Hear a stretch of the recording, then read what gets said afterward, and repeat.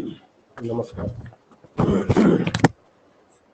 आज आपण आपला जो सेमिस्टर 4चा research and statistics in physical education हा जो आपला पेपर आहे त्याच्यातला आपला युनिट 1 आणि युनिट 2 हे दोन्ही पण युनिट जे आहेत ते mostly related to the research.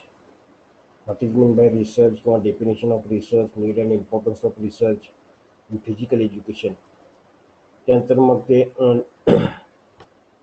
Need of surveying related literature, म्हणजे जो संशोधन कार्याचा प्रमुख गाभा आहे त्या अनुषंगानं, म्हणजे संशोधन म्हणजे काय आणि रिपोर्ट रायटिंग पर्यंत किंवा अहवाल लेखनापर्यंत जो भाग आहे हा युनिट 1 आणि युनिट 2 मध्ये पूर्ण कव्हर झालेला आहे. त्यानंतरचा जो संशोधनासंदर्भातला जो महत्वाचा जो दुसरा भाग आहे त्याच्यात आपण जे बेसिक ऑफ स्टॅटिस्टिक अनालिसिस, त्याच्यामध्ये संख्याशास्त्र जे आहे, आता संख्याशास्त्र म्हणजे स्टॅटिस्टिक्स आपल्याला बऱ्याच सगळ्यांना माहिती आहे, पण या संख्याशास्त्राचा त्या क्षेत्रानुसार वेगवेगळ्या पद्धतीने त्याचा उपयोग केला जातो. आता याच्यात आपण या संख्याशास्त्राचा विचार आपला जो फिजिकल एज्युकेशन क्षेत्रामध्ये होणारी जी संशोधनं असतात त्या संशोधनाच्या अनुषंगाने आपल्याला या संख्याशास्त्राचा उपयोग कसा होतो किंवा त्या तेवढंच त्या आपल्या संशोधन विषयाच्या ॲनालिसिससाठी किंवा अर्थनिर्मितीसाठी आपल्याला या संख्याशास्त्राचा कसा उपयोग होतो या अनुषंगाने आपण स्टॅटिस्टिक्स तेवढं आपण बघणार आहे. त्याच्यातलं जे युनिट नंबर 3 जे आपलं आहे त्याच्यात युनिट नंबर 3 मध्ये हा जो भाग आहे त्याच्यात बेसिक ऑफ स्टॅटिस्टिक्स अनालिसिस, त्याच्यात statistics meaning, definition, nature and importance, म्हणजे संख्याशास्त्र, त्याचा अर्थ, त्याची व्याख्या, स्वरूप आणि महत्त्व. त्याच्यानंतर त्याच्यात ते class intervals, raw scores, continuous and discrete series, class distribution, construction of tables.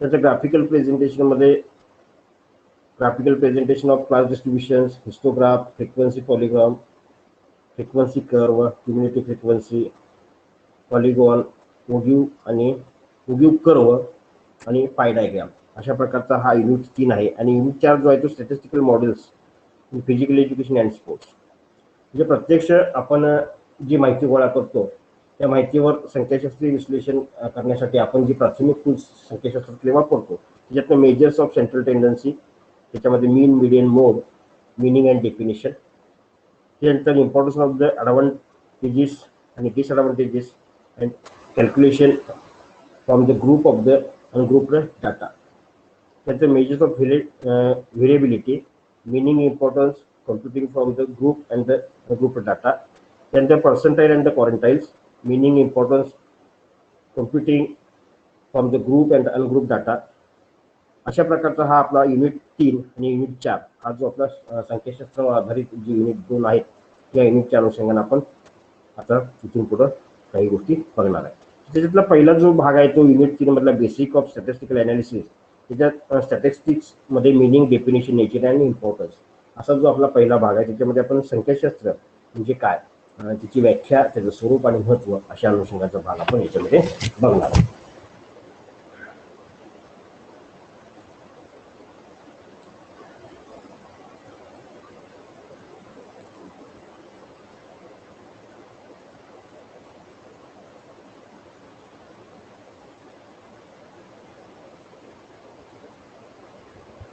आता याच्यात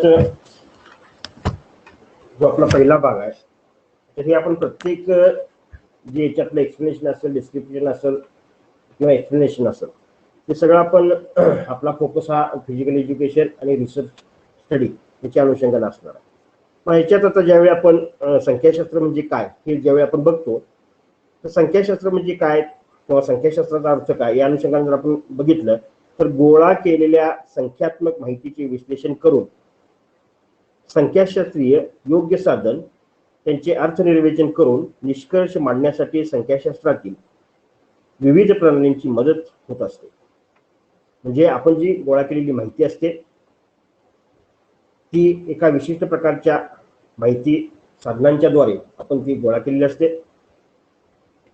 त्या माहितीचे अर्थनिर्वेचन करून आपल्या अभ्यासाची जी निष्कर्ष असतात ज्याला आपण कन्क्लुजन्स म्हणतो ते मांडण्यासाठी आपल्याला याचा उपयोग होतो. म्हणजे संशोधनाच्या प्रयोग आराखड्याच्या रचनेनुसार जी संख्यात्मक किंवा आकड्यांच्या स्वरूपातील कमी अधिक माहिती ज्याला आपण डाटा म्हणतो कच्च्या स्वरूपात गोळा केली जाते. तिचे भाषात्मक रूप मांडण्यासाठी संशोधकास संख्याशास्त्र मदत करते. उदाहरणार्थ आपण कोणत्याही आपल्या संख्याशास्त्रीय टूलचा वापर करण्यासाठी जो आपण आपल्या संशोधन विषयानुसार जी आपण एक विशिष्ट प्रकारची संशोधन पद्धती निवडतो आणि ती संशोधन पद्धती निवडल्यानंतर आपलं संशोधन कार्य कसं करायचं याचा आराखडा आपण तयार करतो आणि त्या दृष्टीने आपण कामाला सुरुवात करतो. मग त्यात तुम्ही निवडलेल्या विषयानुसार ज्या तुमच्या माहिती गोळा करण्यासाठी ज्या गरजा असतात त्या गरजा पूर्ण करण्यासाठी आपण विविध माध्यमांच्या मार्फत साधनांच्या मार्फत ही माहिती गोळा करतो. आता ही माहिती गोळा केल्यानंतर ही माहिती काही वेळा प्रश्न स्वरूपात असते, मुलाखतींच्या स्वरूपात असते किंवा काही ती ज्याला आपण फिजिओलॉजिकल स्टेटस म्हणतो त्याच्यात मग काही टेस्ट तुम्ही घेता, चाचण्या घेता. मग त्याच्यात बऱ्याच वेळा जर आपण टाइम बाउंडेड असेल तर ते आपण मिनिट सेकंद किंवा हवर्समध्ये मोजतो. लेंथ रिलेटेड असेल तर त्याच्यात आपण मीटर सेंटीमीटर किलोमीटर याच्यामध्ये मोजतो. किंवा जर ते ज्याला आपण लिक्विड सोर्समध्ये जर असतील तर ते आपण मग त्याच्यामध्ये आपण ते मिलीमीटर अशा किंवा लिटर अशा स्वरूपात त्या गोष्टी मोजतो. म्हणजे ही जी मेजरमेंट्स आहेत ही मेजरमेंट्स त्या परिमाणांच्या नुसार आपल्याला जी मिळतात ती एका विशिष्ट प्रकारच्या त्या प्रायोज्याची जी पार्श्वभूमी असते, जी वस्तुस्थिती असते, त्याचं आता जे सध्याचं स्टेटस असतं त्या स्टेटसच्या अनुषंगानं तुम्ही निवडलेल्या विषयाच्या पद्धतीत जी तुम्ही माहिती संकलनासाठी जो सोर्स वापरलेला आहे त्या अनुषंगाने तुम्ही ती माहिती गोळा करता. मग ती आकड्याच्या स्वरूपात असते. तर ही आकड्याच्या स्वरूपात आपण आपले जे प्रायोज्य असतात त्यांची संख्या कमी अधिक असते. तुमच्या संशोधन विषयाच्या गरजेनुसार ती संख्या मिनिमम पासून मॅक्झिमम पर्यंत जाते. त्या मिनिमम पासून मॅक्झिमम पर्यंत जाणाऱ्या माहितीचे एकत्रित संकलन त्याला आपण सुरुवातीला जो प्रायमरी डाटा ज्याला आपण गोळा करतो तो प्रायमरी डाटा गोळा केल्यानंतर ज्याला आपण कच्ची माहिती म्हणतो. ही कच्ची माहिती आपल्याला गोळा केल्यानंतर ती विस्कळीत असते. तिला एका विशिष्ट पद्धतीने आपल्याला अरेंज करावं लागतं किंवा तिची रचना करावी लागते. कारण का एक तुम्हाला साधं उदाहरण सांगायचं तर आपण एक विशिष्ट प्रकारची शारीरिक क्षमता मोजतोय असं गृहीत धरूया आणि आपण एक 100 मुलांची शारीरिक क्षमता मोजतो. तर त्याच्यात आपण जर समजा त्याची स्टँडिंग ब्रॉड जंप अशा पद्धतीची जर आपण त्याची टेस्ट घेतली असली तर ती स्टँडिंग ब्रॉड जंप आपण विशिष्ट प्रकारच्या सेंटीमीटरमध्ये किंवा इंचामध्ये अशा मीटर टेपने ती आपण काउंट करणार आहे किंवा ती मेजर करणार आहे. ती मेजर केल्यानंतर आपल्याला 100 मुलांची जी माहिती मिळणार आहे ज्याला आपण प्रायमरी डाटा म्हणतो हा प्रायमरी डाटा तुम्हाला मिळतो तो संख्यात्मक स्वरूपाचा मिळतो. त्याचबरोबर तो मिलीमीटर किंवा सेंटीमीटर ज्याला आपण लेंथ मेजरमेंट म्हणतो त्या लेंथ मेजरमेंट मधून आपल्याला ती माहिती मिळते. मग ती इंचात असेल किंवा ती सेंटीमीटरमध्ये असेल किंवा ती मीटरमध्ये असेल. तर मीटर सेंटीमीटर किंवा इंच आणि फूट अशा प्रमाणात ती आपण मोजतो. ती मोजल्यानंतर आपल्याकडे जो एक प्रायमरी डाटा आपल्याकडे मिळतो जो आपल्या सहाय्यकांच्या मार्फत आपल्याकडे दिला जातो. तर हा प्रायमरी डाटा हा 100 मुलांचा डाटा ज्यावेळी आपण घेतो त्यावेळी आपल्याला असं निदर्शनास येतं की पहिल्या मुलांना समजा 1.5 मीटर उंची 1.5 मीटर लांब उडी मारलेली आहे. त्याच्यानंतर दुसऱ्या नंबरच्या मुलग्यानं 2 मीटर मारलेली आहे. तिसऱ्या नंबरच्यानं परत 2.25 मारलेली आहे. परत चौथ्यानं 1.40 मारलेली आहे. म्हणजे हा जो डाटा असतो हा विस्कळीत असतो एका सिक्वेन्स मध्ये नसतो किंवा लोअर टू हायर किंवा हायर टू लोअर अशा प्रकारचा हा डाटा नसतो. हा तुमचा डाटा जो असतो हा डाटा तुमचा डिस्टर्ब असतो एक प्रकारे किंवा तो विस्कळीत अशी ती सांख्यिकी माहिती असते. मग आता ही विस्कळीत अशी सांख्यिकी माहिती ज्यावेळी आपल्याला एकत्रित करायची असते आणि तिच्या आधारे आपल्याला काही संख्यात्मक विश्लेषण अर्थनिर्मितीसाठी भाषिक स्वरूपात मांडायचे असतात त्यावेळी आपल्याला हा डाटा व्यवस्थितपणे अरेंज करणं गरजेचं असतं. हे अरेंज करण्यासाठी आपल्याला या संख्याशास्त्राची आपल्या शारीरिक शिक्षणामध्ये असू देत किंवा संशोधन कामामध्ये असू देत आपल्याला ज्यावेळी ह्या आकड्यांना अर्थ लावायचा असतो आणि त्याची अर्थनिर्मिती करून विश्लेषण मांडायची असतात आणि निष्कर्ष काढायचे असतात किंवा जी आपली गृहीतकं असतात ज्याला आपण परिकल्पना म्हणतो त्या परिकल्पना तपासायच्या असतात त्या तपासण्यासाठी आपल्याला या संख्याशास्त्राचा उपयोग मोठ्या प्रकारे आपल्या या शारीरिक शिक्षणामध्ये किंवा शिक्षण क्षेत्रामध्ये होत असतो. आता याच्यात जो डाटा असतो आता उदाहरणार्थ आपण फिजिकल एज्युकेशन मधलं उदाहरण बघतो म्हणून मी तुम्हाला स्टँडिंग ब्रॉड जम्प किंवा स्टँडिंग लॉंग जम्पचं उदाहरण दिलं. ज्यावेळी अशाच प्रकारचा रेशो आपल्याला आपल्या शाळेमधल्या विशिष्ट प्रकारच्या विषयाचा निकाल लावायचा असतो. त्याचा निकाल लावत असताना देखील आपण बघितलं की पहिल्या विद्यार्थ्याला 100 पैकी त्याला 80 पडलेले असतील, दुसऱ्याला 75 पडले असतील, तिसऱ्याला 95 पडले असतील, चौथ्याला 97 पडलेले असतील, किंवा पाचव्याला 93 पडलेले असतील, एखाद्या त्याच्यामध्ये नापास असेल वगैरे वगैरे वगैरे. मग हा सगळा जो आपला डिस्टर्ब डाटा असतो किंवा हा विस्कळीत डाटा असतो, ही विस्कळीत माहिती असते ती आपल्याला एकत्र करावी लागते. ही एकत्र करण्याचा जो एक सोर्स आहे, एक पद्धतशीर जी पद्धती आहे संख्याशास्त्राची, तिला आपण संख्याशास्त्र असं म्हणतो किंवा तिलाच आपण स्टॅटिस्टिक्स असं म्हणतो.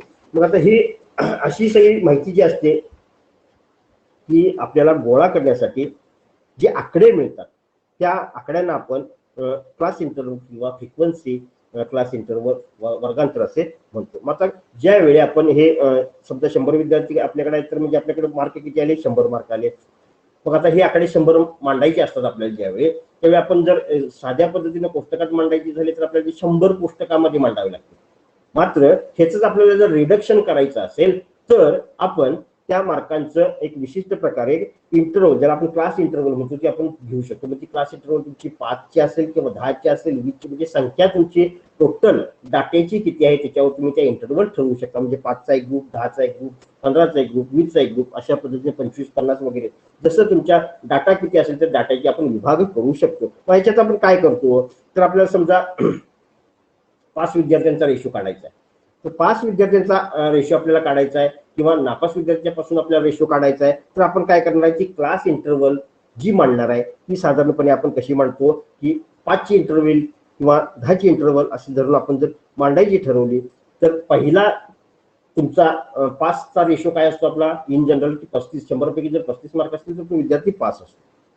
तर ह्याच्यात नापास विद्यार्थ्यांची संख्या जर आपल्याला काढायची असेल तर त्याच्या आपल्याला रेशो मोजायची गरज नसते. असं जर आपण धरून जर चाललो तर आपल्याला 0 पासून 34 पर्यंत मार्क पडलेल्या विद्यार्थ्यांची 100 मधल्या विद्यार्थ्यांची किती संख्या आहे ते आपण काढू शकतो. म्हणजे फेल स्टुडंटचा रेशो आपल्याला तिथं मिळतो. त्याच्यानंतर ज्यानंतर 5 विद्यार्थ्यांची रेशो जो आहे तो 35 पासून तुम्ही मग 5च्या क्लास इंटरव्हल जर पुढे गेला तर 35 ते 49 होईल, परत 50 ते 59 होईल, 60 ते 74 होईल, 75 ते 100 होईल.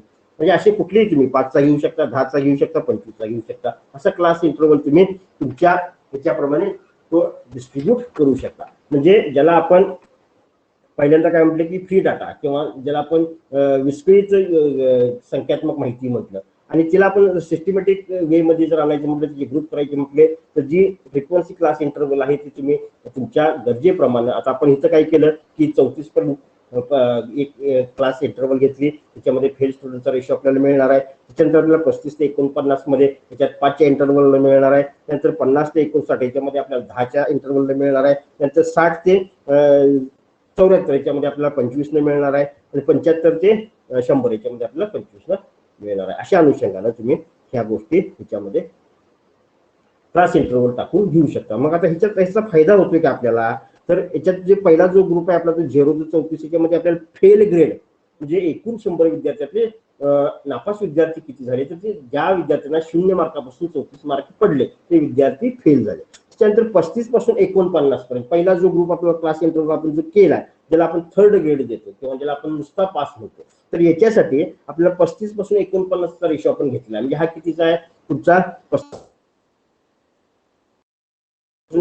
कशासाठी तुम्ही घेतलाय की बाबा 5 क्लासमध्ये फक्त पास झाला, तर ते 49 पर्यंत आपण त्यांना घेतलं. मग 35 पासून 49चं जे अंतर आहे ते तुम्हाला जो तुमचा नुसता पास झालेला विद्यार्थी आहे त्याचा क्लास इंटरव्हल तुम्हाला तो देईल. त्यानंतर 50 नंतर 59 हा जो तुमचा जो आहे ग्रुप, हा जो क्लास इंटरव्हल आहे 50 पासून 59 हा 10चा जो क्लास इंटरव्हल आहे, हा 10चा क्लास इंटरव्हल आपल्याला सेकंड क्लास मध्ये किती विद्यार्थी पास झाले ह्या अनुषंगाने तो आपला इंटरव्ह्यू देईल. त्यानंतर 60 नंतर 74 पर्यंत जो आपण फर्स्ट क्लास ज्याला म्हणतो, तो 60 पासून 74 ज्यांना मार्क पडले ते फर्स्ट क्लास मध्ये विद्यार्थी पास झाले. आणि 75 पासून 100 पर्यंतचा हा डिस्टिंक्शन मध्ये पास झालेला विद्यार्थी, म्हणजे पास नापासचा रेशो जर आपल्याला काढायचा असेल तर त्याचे जे ग्रेडेशन तुमच्या मार्कांचे असतील 0 ते 34 विद्यार्थी नापास असतात, 35 ते 49 हे थर्ड कॅटेगरीमध्ये असतात, 50 ते 59 हे सेकंड कॅटेगरीमध्ये असतात, 60 ते 74 हे फर्स्ट क्लासमध्ये असतात आणि 75 ते 100 हे तुमचे डिस्टिंक्शन रेशिओमध्ये असतात. म्हणजे हा तुमचा जो रेशिओ आहे, हा जो क्लास इंटरव्हल आहे, तो as per your examination system किंवा e examination e valuation system प्रमाणे त्या क्लास इंटरव्हल आहे. हे आपण 5 न पण घेऊ शकतो, 10 न पण घेऊ शकतो, 15 न घेऊ शकतो, 20 न घेऊ शकतो.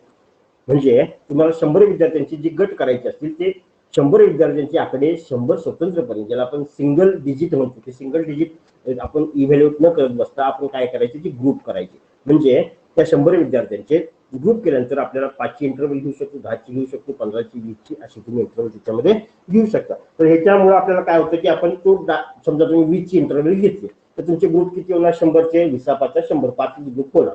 असे आपण आकडे जर तपासायचे म्हटले तर आपल्याला ग्रुप किती 100 आकडे तपासायला पाहिजे. पण आता हिचा आपण आकडे किती तपासणार, फक्त आपण 5 आकडे तपासणार. म्हणजे ज्यावेळी तुम्हाला 100 आकडे बघून 100 आकड्यांचं अर्थनिर्वेचन करायचं असतं तर तुम्हाला त्या 100 आकड्यांच्यावर पर्टिक्युलर फोकस करून ते अर्थनिर्वेचन घ्यावं लागेल. मात्र ज्यावेळी त्याची आपण क्लास इंटरव्हल करतो 20ची आणि त्याची आपण फक्त 5च गट करतो, तर 5च्या गटामध्ये आपण त्याचं विश्लेषण फक्त 5 संख्येवर केंद्रित राहून आपलं विश्लेषण करू शकतो. म्हणजे 1 ते 20 त्याच्यामध्ये किती आहेत, त्याच्यानंतर 21 ते तुमचे 40 किती आहेत, अशा पद्धतीने आपण ते 100 पर्यंत जाऊन त्याचे विश्लेषण करू शकतो. मग ज्यावेळी आपण 5चं विश्लेषण करतो त्यावेळी त्याच्यामध्ये चुकांचं आपलं प्रमाण कमी असतं, ज्यावेळी आपण 100चं विश्लेषण करतो त्याच्यामध्ये चुकांचं प्रमाण जास्त असू शकतं. अशा अनुषंगाने आपल्याला ही संख्याशास्त्र ज्यावेळी आपली मिळालेली माहिती आहे त्याची जी विश्लेषण मांडायची असतात त्याच्यामध्ये आपल्याला हे फायद्याचं ठरतं. त्याच्यात आता हा जो इंट्रोडक्टिव्ह भाग आहे त्याच्यानंतर तुमचा जो सांख्यिकीचा भाग आहे, आता ही नोट्स थोडीशी आपली खराब आहे याच्यात. आता जसं ते मला अवेलेबल झाले तसं मी ते कलेक्ट केले. तर याच्यात थोडंसं तुम्हाला मी ते ॲज इट इज सांगतो, तुम्ही ते थोडंसं ऐकलं आणि बघितलं की तुमच्या थोडंसं ते लक्षात येईल. त्याच्यात स्टॅटिस्टिक्स सांख्यिकी संशोधनात्मक अभ्यासात शास्त्रीय विश्लेषणाला विशेष महत्त्व असल्याने सांख्यिकीच्या वाढत्या ज्ञानाचा त्यात विशेष उपयोग करून घेतला जातो. संशोधनाची प्रक्रिया लक्षात घेतल्यास दिसून येईल की समस्या झाल्यानंतर समस्येचे निराकरण करण्यासाठी उपयुक्त अशा संभाव्य उत्तरातून अधिक समर्पक वाटणारे उत्तर परिकल्पना म्हणून निवडली जाते. तदनुसार माहिती संकलित करून व पुराव्यांचे विश्लेषण करून परिकल्पनेचे परीक्षण करतात व त्यावरून परिकल्पनेचा त्याग करायचा की स्वीकार करायचा हे ठरवता येते. त्यावरून अभ्यासाचे निष्कर्ष काढले जातात. सांख्यिकीशिवाय योग्य परिशुद्ध नेमके आणि सुस्पष्ट वर्णन करता येत नाही व काढावयाच्या निष्कर्षात शास्त्रशुद्धता ठेवता येत नाही. हे जे विधान आहे हे पूर्णपणे विधान जे आहे संख्याशास्त्राचा तुमच्या संशोधन कार्यामध्ये असणारा जो उपयोग आहे, जो फायदा आहे, जो त्याचा स्कोप आहे त्या अनुषंगाने पूर्ण विश्लेषण केलेलं आहे. त्याच्यानंतर अर्थ, आता मिनिंग ऑफ स्टॅटिस्टिक्स, त्याच्यामध्ये सांख्यिकी या शब्दाचा नेहमी वापर केला जातो. तो अर्थ संख्या किंवा आकड्यांचा गट असा होतो. आकडेवारीचा अभ्यास कोणत्याही क्षेत्रात एका पद्धतशीरपणे एकत्रित संख्यात्मक तथ्ये आणि आकडेवारी संदर्भित या अर्थाने संकलन, विश्लेषण, अर्थ, संख्यात्मक माहिती किंवा ज्याला आपण डेटा म्हणतो तो सादर करणे यासारख्या पद्धतींचा समावेश आहे. सांख्यिकी म्हणजे मोठ्या प्रमाणातील संख्यात्मक डेटा किंवा माहिती गोळा आणि विश्लेषणाचा अभ्यास. विज्ञान विशेषतः प्रतिनिधित नमुन्यामधील संपूर्ण परिणामाचा हेतू असा होय. सांख्यिकी म्हणजे संख्यात्मक डेटाच्या मोठ्या प्रमाणावरील एका अभ्यासातून मिळवलेल्या वस्तुस्थितीचा डेटाचा भाग होय. म्हणजे आपण ही जी आकडेवारी असते, ही जी संख्या असते, तो एक विशिष्ट उद्देश ठेवून जी आपण माहिती गोळा करतो आणि तिची विश्लेषण मांडतो, हा पूर्णपणे संख्यात्मक डाटावर असल्यामुळे त्याची विश्वासार्हता वाढते आणि त्याची प्रामाणिकता देखील वाढते. त्यानंतर हिची जी व्याख्या आहे, संख्यांच्या एका शाखेत एकत्रित करणे, म्हणजे आपल्याकडे मी आता मगाशी तुम्हाला म्हटलं की डिस्टर्ब डाटा जो असतो किंवा ज्याला आपण विस्कळीत माहिती जी असते तिला एका रेंजमध्ये आणण्यासाठी जे आपण क्लास इंटरव्ह्यू जे मी तुम्हाला म्हटलं तर तशा पद्धतीने ते एकत्रित करणं वगैरे, तर संख्यांच्या एका शाखेत एकत्रित करणे, विश्लेषण करणे, अर्थ लावणे आणि संख्यात्मक डेटा याचे सादरीकरण करणे म्हणजे संख्याशास्त्र होय. एक अंकीय तथ्य किंवा डेटा विश्लेषण एका नमुन्यावरून केलेली गणना करणे होय. म्हणजे एक ज्याला आपण सॅम्पल म्हणतो, एखाद्या विशिष्ट समुदायातील आपण सॅम्पल घेतो आणि त्याच्यावर आपण ठरवलेल्या आपल्या संशोधन विषयाच्या अनुषंगाने त्याची चाचणी वगैरे घेतो किंवा तो सगळी करतो आणि त्याच्यातून मग जी तथ्य निघतात. म्हणजे एका समाजामध्ये जर 5,000 व्यक्तींचा समावेश असेल तर त्यातून आपण एक 50 व्यक्ती निवडतो, 100 व्यक्ती निवडतो, 500 व्यक्ती निवडतो आणि त्याची आपण मतावली देखील भरून घेऊ शकतो आणि मग त्या समाजाचं एखाद्या विशेष बाबी संदर्भात काय मत आहे ते आपण त्याचं स्टेटमेंट देऊ शकतो. म्हणजे 50 लोकांपैकी अमुक लोकांचं हे म्हणणं असेल तर मग 50 लोकांतील इतक्या लोकांचं हे म्हणणं आहे, तर मग 5,000 लोकांचं हे म्हणणं पैकी इतक्या लोकांचं हे म्हणणं, आपण ज्याला पर्सेंटाईल म्हणतो त्या पर्सेंटाईलच्या पद्धतीने आपण त्याच्यात डिस्क्रिप्शन करू शकतो. अशा अनुषंगाने आपल्याला त्याचा स्कोप त्याचा असेल किंवा त्याची व्याख्या असेल हे आपल्याला करता येते. त्यात सांख्यिकीचं स्वरूप, तर सांख्यिकीचं स्वरूप जे आहे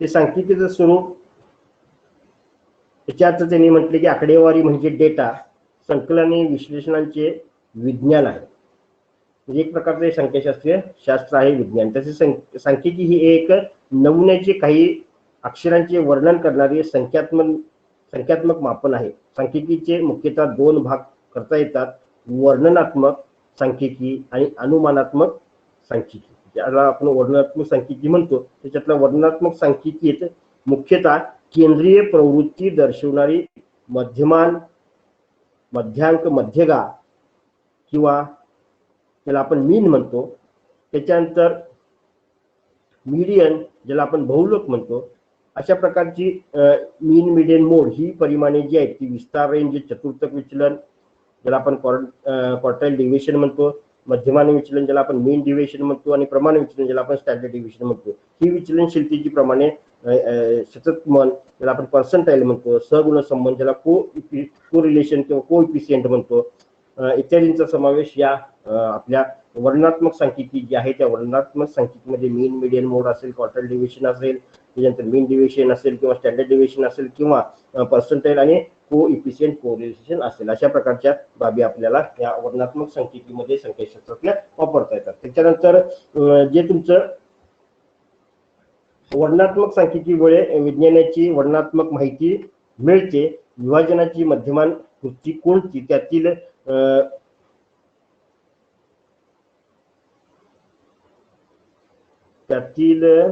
विलग करण्याचे स्वरूप कसे, 2 संचात कोणता संबंध आहे इत्यादी प्रश्नांची उत्तरे वर्णनात्मक सांख्यिकीतून मिळतात. म्हणजे ज्यावेळी आपण एखाद्या मोठ्या गटाचं समूहाचं विभाजन 2 गटामध्ये करतो आणि त्या 2 गटांचा एकमेकांशी कसा सहसंबंध किंवा आहे, तर हे जर आपल्याला वर्णन करायचं असलं तर त्याला आपल्याला त्याचा या संख्याशास्त्रातून तिचे ज्याला आपण मीन म्हणतो किंवा ज्याला मध्यमान म्हणतो ते मध्यमान काढून त्याची आपण 2 गट करू शकतो आणि त्याच्यात मग त्यांच्या वर्तनातील तुलनात्मक विश्लेषण असतील किंवा वर्तनातील त्याची तुलनात्मक विश्लेषण असतील किंवा क्षमतातली वर्णनात्मक विश्लेषण असतील तर ते आपण त्याच्यामध्ये मांडू शकतो. अशा अनुषंगाने आपल्याला वर्णनात्मक सांख्यिकीचा आपल्याला या मीन, मीडियन, मोड किंवा या सगळ्याच मीन डिव्हिएशन, स्टँडर्ड डिव्हिएशन, पर्सेंटाईल आणि कोएफिशियंट कोरिलेशन ह्याचा आपल्याला याच्यात टूल्स वापरून ही संख्याशास्त्राचे आपल्याला हे वर्णन किंवा विश्लेषण करता येते. त्याचा अनुमानात्मक सांख्यिकी, अनुमानात्मक सांख्यिकीमध्ये त्याला आपण इंटरॅक्शनल स्टॅटिस्टिक किंवा संशोधन आधारे केलेल्या अभ्यासावरून जनसंख्येच्या बाबतीत अनुमाने काढली जातात. अनुमाने काढण्याकरिता संभाव्यता, प्रोबॅबिलिटी,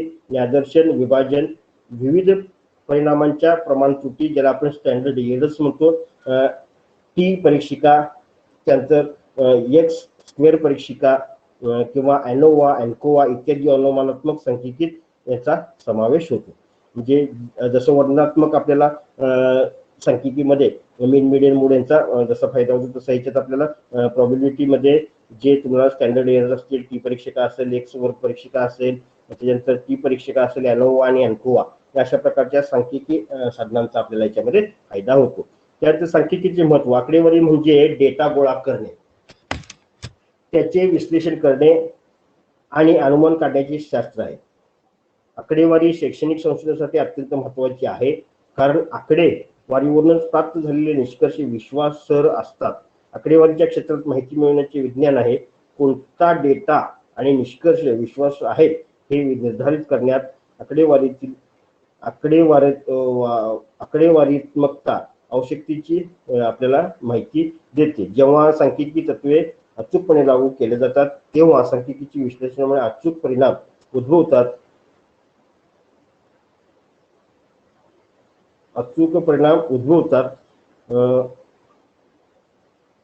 काय अधिक आहे विश्लेषणात अयोग्य असण्याची संभाव्यता काढण्यासाठी वास्तविक जगाच्या अनिश्चिततेचे देखील व्यवस्थापन करते. विश्वास ठेवू शकणारे निष्कर्ष सांख्यिकीमधून निघतात. योग्य डेटा विश्लेषण आणि पायरी तपासण्यासाठी सांख्यिकीचा उपयोग होतो.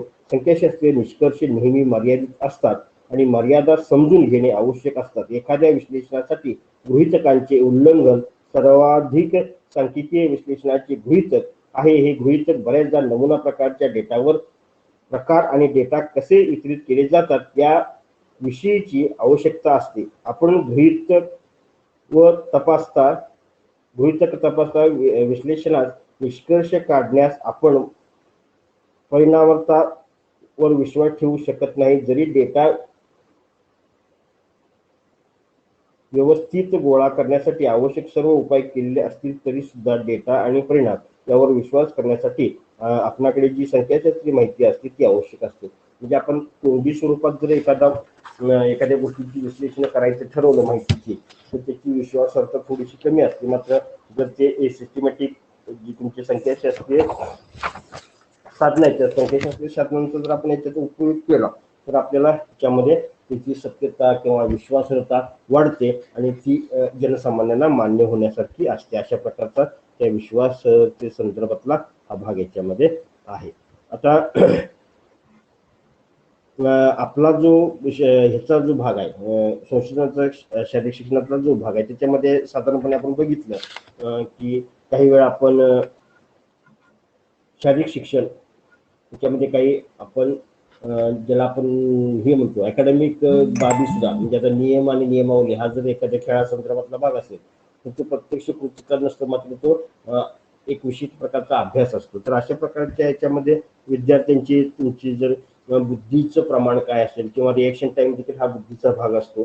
त्यानंतर प्रावीण्याची उंची ज्याला आपण कार्यमान क्षमता म्हणतो किंवा वजन. आता एखाद्या खेळाडूचं जर बॉडी कंपोनन्स आपण मोजत असतो तर त्याच्यामध्ये वजनाचं किंवा ऑफिशियल जरी आपल्याला चेक करायची असेल किंवा WHO टेस्ट जरी घ्यायची असेल तर त्याच्यामध्ये आपल्याला वजन हे लक्षात घ्यावं लागतं किंवा प्रत्येक खेळातील कौशल्याची चाचणी किंवा प्रत्येक खेळातील डावपेचाच्या अवलोकनाची चाचणी इत्यादीचे वेगवेगळ्या कसोट्या किंवा मोजमापांच्या पद्धतीने उपलब्ध होते.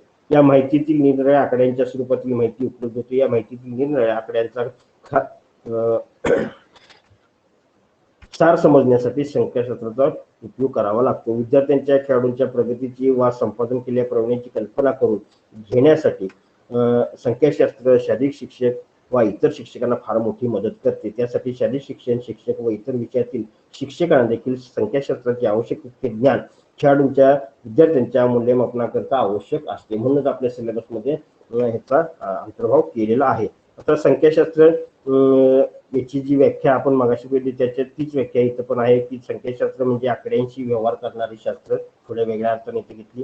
त्यानंतर आकड्यांच्या स्वरूपात उपलब्ध असलेली माहिती विशिष्ट पद्धतीने मांडणे, उपलब्ध आकड्यावरून हिशेब करून काही आकडे काढणे, त्यावरून आकड्यांच्या स्वरूपातील माहितीचे वर्णन व स्पष्टीकरण करणे, काही निष्कर्ष काढणे व अंदाज बांधणे म्हणजे संख्याशास्त्र होय. म्हणजे आपण निष्कर्ष आपली गृहीतक असतात ती आपण स्वीकारणे किंवा नाकारतो तो आपल्याला त्याच्यामध्ये आपल्याला संख्याशास्त्र हे मदत करतो. त्याच्यानंतर संख्याशास्त्रामुळे संशोधनकर्त्याला संकलित माहितीचे विश्लेषण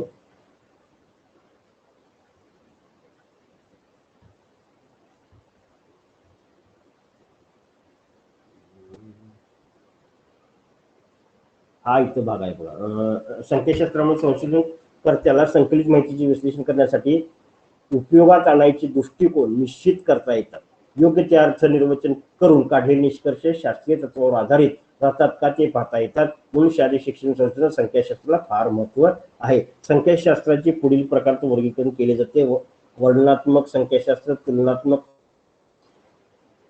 संख्याशास्त्र, सहसंबंधात्मक संख्याशास्त्र, अनुमानात्मक संख्याशास्त्र, आधीच अंदाज वर्तविणारे संख्याशास्त्र. अशा प्रकारे आपण त्याला संख्याशास्त्राचे प्रकार याच्यामध्ये पडतात.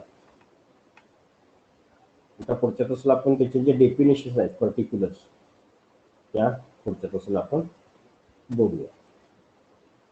आता ह्या विषयाच्या नोट्सचा थोडासा प्रॉब्लेम आहे, त्याच्यामुळे मला जेवढं अवेलेबल झाले तेवढं मी गोळा केलंय. आणखी तुम्हाला ते माझ्या परीने समजावून सांगायचा प्रयत्न करतोय. त्याच्यामुळे थोडंसं कसं ॲज पर सिलेबस जे मला वाटतंय आहे त्या अनुषंगाने मी तेवढंच याच्यामध्ये कलेक्ट केले. नोट्स सुद्धा थोडीशी आपली जरा म्हणजे तशी व्हिज्युअलिटी तिची कमीच आहे, पण पर्याय त्याला आपण ते काहीतरी ॲडजस्ट करत पुढे जाऊया.